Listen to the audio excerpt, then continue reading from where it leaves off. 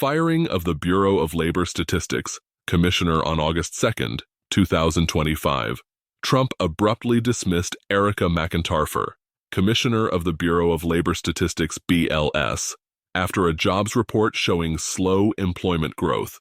He accused her of fabricating data without evidence, a claim widely condemned by economists and former officials who argue this politicization could seriously undermine faith in U.S. economic statistics and market stability. Experts warned such actions risk eroding credibility in one of the world's most respected data agencies. Below, we get into more specific areas of how the Trump administration is falsifying economic data, a feel-good tactic for the loyalist and a way to hide correct data for everyone else. Investing for our future and budgeting for today is impossible when the truth is hidden, and the lies are the only barometer we have to depend upon. 1. Labor Market Statistics, BLS reports. What's changing?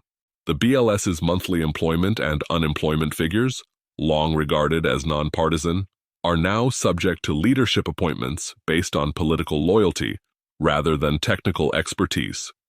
Surveys that underlie these reports already suffer from declining response rates, down from 82% to 57.6%, increasing volatility and revisions in the headline numbers. Threats: erosion of credibility in one of the world's most trusted labor market gauges, which companies and policymakers rely on for hiring and rate-setting decisions. Heightened market volatility, as investors demand larger risk premiums to compensate for flawed instrument panels when interpreting jobs data. 2. Inflation measurement, CPI and Producer Price Index. What's changing? The BLS also compiles the Consumer Price Index and Producer Price Index, benchmarks for cost of living adjustments, Federal Reserve inflation targets, and Social Security benefits. Staffing cuts and budget shortfalls have already forced the BLS to scale back data collection, relying more heavily on statistical models rather than fresh survey information. Threats: misleading inflation signals, which could delay or accelerate interest rate changes inappropriately, risking either unnecessary tightening, stoking recession, or easy money, fueling runaway prices.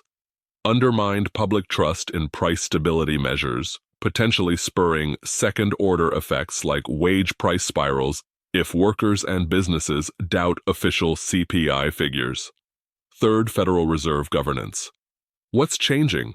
By publicly disparaging Fed Chair Jerome Powell and engineering board vacancies, e.g., the recent resignation of Governor Adriana Kugler, the administration is seeking a more rate-cut-friendly leadership team.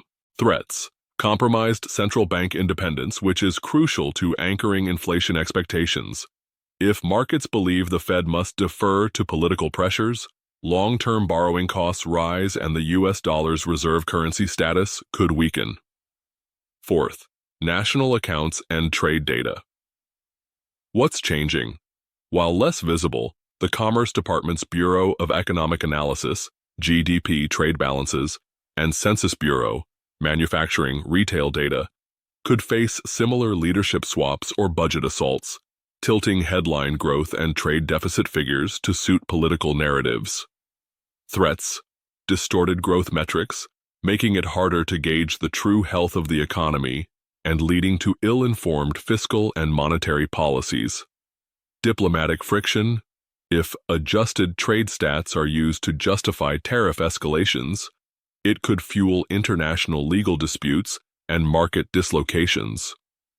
Bottom line: political control over these data channels risks undermining the bedrock of policy and market decision-making.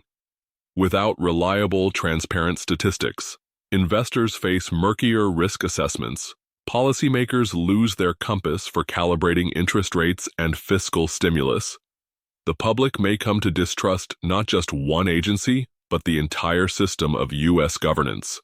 Restoring trust will require both technical fixes, e.g., adequate funding, survey improvements, and institutional safeguards, statutory protections, for data agency independence, lest the U.S. slide toward the very instability past cases in Greece, Argentina, and elsewhere have shown. When power resides in one man, and one man alone, you might as well bend over and say goodbye. Jerome Powell isn't one man giving orders. He is the front man for a board that evaluates the economy and then sets interest rates. Trump wants to be in charge of everything and is destroying America in the process. Your voice does count and is heard. It may sound weak and small by itself, but when it joins 10,000 voices, it starts to demand attention. Get the picture? This has been Michael Walker. Please subscribe and give us a like.